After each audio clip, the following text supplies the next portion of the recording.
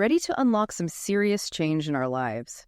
Today, we're diving deep into Atomic Habits by James Clear. We're talking about how tiny changes can create a massive impact, but also how to actually make those changes stick. And you know what? Before we even get into the nitty-gritty, can we just talk about James Clear's story for a second? This isn't some self-help guru preaching from on high. This is a guy who walked through fire, literally. Yeah, no kidding. His story is incredible. He had a horrific injury playing baseball, multiple facial fractures of the whole 9 yards. You'd think that would be it for his athletic career, right? Okay, talk about a major setback. But here's the amazing part. That injury became his launchpad. Clear started applying these principles of tiny gains during his recovery, and it totally transformed his life. Makes you think, if he can bounce back from that, imagine what we can do with the right habits in place. And that's exactly where this concept of compounding comes in, which is like the foundation of Clear's whole philosophy. He talks about it like compound interest. It might seem small and insignificant at the beginning, just like those small changes we try to make in our day-to-day lives. But over time, whoa, the impact just snowballs into something massive. So it's kind of like that saying, slow and steady wins the race. But we're not just talking about having patience here, are we? There's actual science behind why this works. 100%. Clear breaks down the science of how habits work. He calls it the habit loop, right? Mm-hmm. So it's cue, craving, response, reward. Think about our ancestors, right?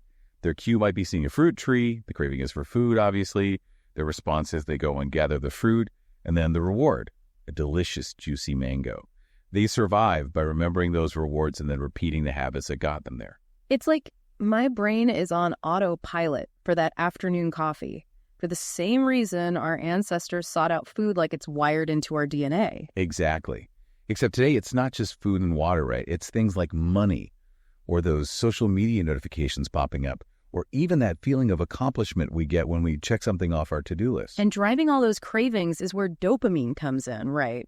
But Claire says it's not even just about the pleasure of that reward itself. You're totally right. Dopamine isn't just about the good feeling we get. It's that anticipation, that wanting. It's the thing that keeps us coming back for more. Think about it. It's not like we're jumping for joy at the thought of doing laundry, but that feeling of relief or satisfaction when you've got a clean wardrobe, boom. Dopamine reward. Our brain's like, hey, remember how good that felt? Let's do it again. So how do we hack this system in our favor? How do we tap into that dopamine loop to create lasting change? We'll be right back to find out. All right, so we've got the science of the habit loop down. That dopamine-fueled cycle of cue, craving, response, and then reward. But how do we actually use that knowledge? Like, how do we actually hack the system so good habits are basically inevitable? That is the million-dollar question, and Clear's answer is so good. It's all about environment design. He says that what surrounds us influences our habits way more than we realize. So it's not just about mustering up enough willpower. It's more about making good habits the easy way to do things. It's like setting yourself up for success before you even start. I like that. Okay, so what's an example of that in real life? Clear talks about this fascinating study they did in Pakistan, all about hand washing. Researchers wanted to boost hygiene and stop diseases from spreading, right? But just telling people how important it was to wash their hands more, it wasn't working. Even when people knew they should be washing their hands more often, they weren't. Nope. So then the researchers tried something interesting. They brought in this new soap called Safeguard. It lathered up really well, smelled amazing, and just felt nicer to use than what they had before. And what happened? Did people start washing their hands more? Oh yeah, hand washing went way up, which meant that those diseases went way down. By making it easier and more enjoyable, hand washing wasn't a chore anymore. It became something people wanted to do, not something they knew they should do. Exactly. And it just goes to show that sometimes even little tweaks to our environment can make a big difference. Clear uses another example that's really interesting, the invention of the cash register. Before those were everywhere, employee theft was a huge problem. You'd think that's because people weren't being honest, but maybe there's more to it. Well, think about it. Without a cash register, it's pretty easy to just pocket some cash if no one's watching. Right? I get it. The cash register, even though it seems simple, totally changed the environment. Exactly. It made it much harder to steal. It's like honesty became the default behavior. So we can apply that same idea to our own lives today. 100%. Like, let's say you're trying to save more money. You can set up automatic transfers into your savings account so you don't even have to think about it. Uh-huh. Or want to cut down on how much time you spend scrolling on your phone. Try one of those website blocker apps. They can really limit your time on certain sites. So smart. Instead of constantly battling with our willpower, we can just change the game entirely. Exactly. Make it obvious when you need to do those good habits and make it easy to do them too. Let's say you want to read more. Don't just leave a book on your nightstand. Put it right there on your pillow so you can't miss it. It's like we're making it impossible to ignore those cues that lead to positive changes. I'm thinking about all the times I've been so overwhelmed trying to start a new habit. Clear has this idea of a 2-minute rule that seems really helpful for getting over that initial hump. Have you heard of that? The 2-minute rule is awesome. It's basically taking any habit and shrinking it down to something you can do in 2 minutes. So instead of doing a 30-minute workout, you just tell yourself you'll do 2 minutes of exercise. Right. Or instead of a long meditation session, you start with just 2 minutes of focusing on your breath. So it's like you're removing the resistance. It's so easy to do, you can't really say no. But what happens after those first 2 minutes? What keeps us going when that initial excitement wears off? Okay, here's the cool part. Usually, once we actually start, we're much more likely to keep going. Think about it. If you're already dressed for the gym, you might as well work out right. Or if you're already in a quiet spot, you might as well finish that meditation. You kind of tricked your brain into taking the first step, and before you know it, you're on a roll. You know what this reminds me of? Habit stacking, another one of Claire's concepts. What's that all about? Oh, habit stacking is so smart. It's basically building a new habit on top of an old one. You're using those neural pathways you already have. Let's say you want to start a gratitude practice, but you can never find the time. Okay, I'm with you. Clear says to find something you already do without fail, something already in your routine, and then you stack the new habit on top of that. So, like, I make my bed every morning. That's a habit I've got down. I could stack writing down 3 things I'm grateful for right after that. Exactly. The key is to make sure the existing habit happens around the same time or in the same place as the new habit you're trying to create. Your brain will start to connect them.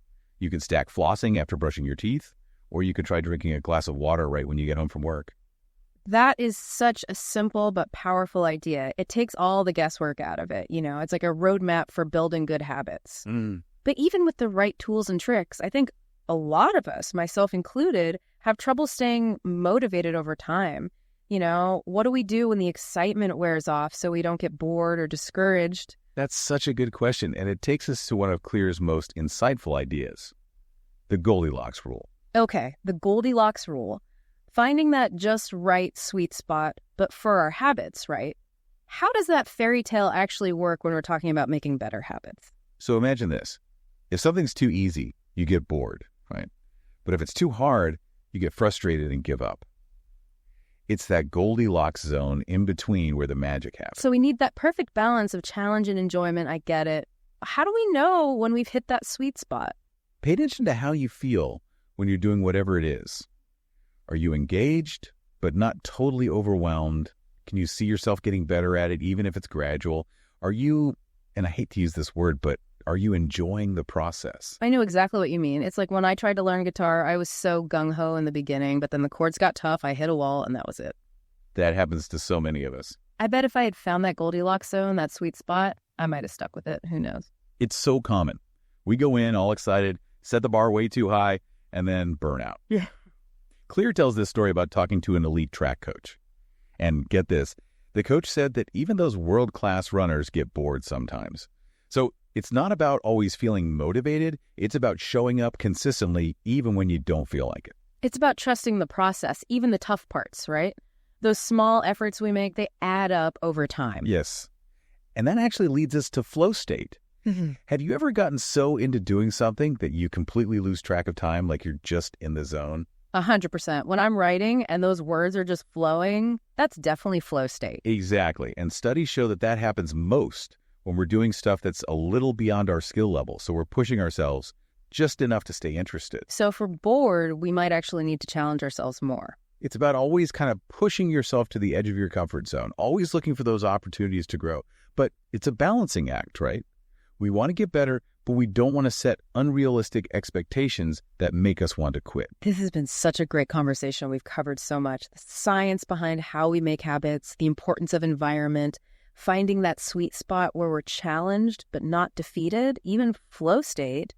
But there's one more important piece that Clear talks about, and it ties everything together: identity. Yeah, it's really interesting when you think about it. Clear says our habits are like a mirror. They show us who we really are. It's not just about wanting to be a certain way, it's about actually being that way. Our habits have to match the vision we have of ourselves. Exactly. If you see yourself as a healthy person, you'll prioritize healthy habits, like exercising and eating right. It's not about forcing yourself to do things you hate.